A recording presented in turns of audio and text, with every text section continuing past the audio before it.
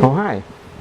Well, welcome back to my office. I'm Lee Olson, your next United States Senator from the late great state of California. But that's not what I'm here to talk to you about. I'm here to tell you about an urgent and liberating California Initiative Constitutional Amendment. I'll get to why it's urgent later. But the fact that it's liberating is evidenced by the serene confidence of the parents pictured above as they oversee the education of their child without interference from an abusive government. This exciting initiative constitutional amendment that provides the liberating freedom from an abusive government is the California Parental Protection Act of 2010. Its reason for existence is to prohibit governments at all levels from usurping our Creator-endowed supreme authority given to parents regarding the education of their children. So it does this by giving the parents the sole responsibility and authority to establish the educational curriculum of their children. And it further prohibits usurpation of this authority and responsibility by any governmental entity, whether it be local, state, or national. Now, you may not be aware that parents' rights regarding the education of their children have been ruled secondary or worst to the rights of the states in a couple of court rulings. And over in the European Union, parents' rights have been obliterated. Parents have had to flee the European Union countries to avoid prosecution. Some have been jailed just for homeschooling their kids. Here in America, we're already well on our way towards this deplorable state of affairs. So this must be stopped, and stop now. My chosen mechanism to do something about it is the California Parental Protection Act of 2010.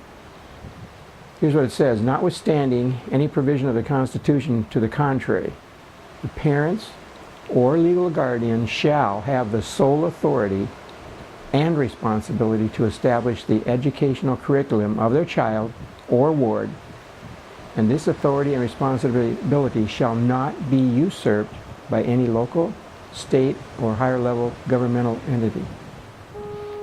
Now, the California Attorney General's title and summary of this initiative misses the mark. I was on vacation for 3 weeks during the time the Attorney General invited my inputs for these topics, but there was a 10-day response window which expired before I returned from vacation. I didn't know the Attorney General would solicit inputs, or I would have prepared something. I had been concerned about what the Attorney General's title and summary would be for the Freedom from Slavery Act, because it's not a common issue for discussion. As it turns out, I was pleasantly pleased with the Attorney General's title and summaries for both the Freedom from Slavery Act and the Education Tax Relief Act. But he went a bit astray on the title and summary for this initiative, the California Parental Protection Act of 2010. The Attorney General's title is Prohibits Public Schools from Establishing Educational Curriculum. And the Attorney General's summary states, in part, prevents state and local governments and schools from establishing educational curriculum. But as you can tell from the initiative language which I just read to you, cited to you, the main point of this initiative is to establish the sole authority of the parents. The Attorney General seems to ignore that and instead focus on the responsibility. That's the Attorney General's error. The main point of this initiative is to who's in authority. Now, the party in authority can also assign responsibility if they want to. I mean, that's how this initiative will work.